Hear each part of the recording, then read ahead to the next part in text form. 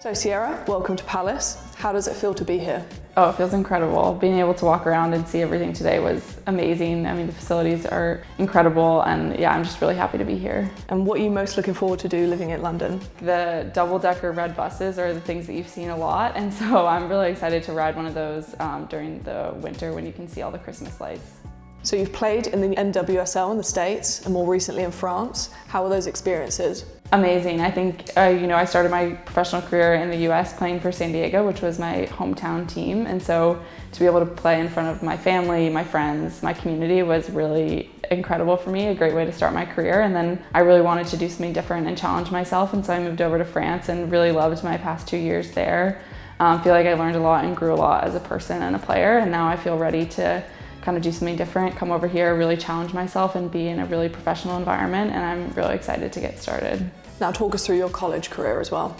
Yeah, so I played at Stanford University, and while I was there my sophomore year we won the national championship, which was very exciting, very fun, and I feel like it was a great experience for me because I got to play with players that are now on the national team like Naomi Girma, Sophie Smith, Katarina Macario, Tierna Davidson. I could probably keep going, but yeah, it was a great experience for me to learn a lot from a lot of really good players. And then my education was really important to me, so to be able to get an undergraduate and a master's degree from there was really important.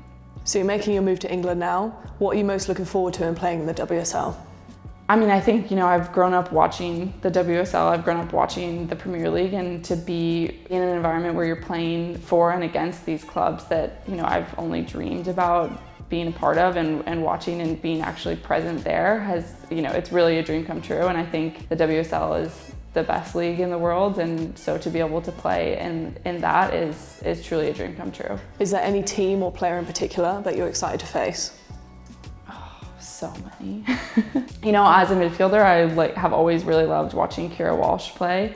And so I think maybe facing Chelsea and being able to share the field with her would be pretty cool. What's your style of play?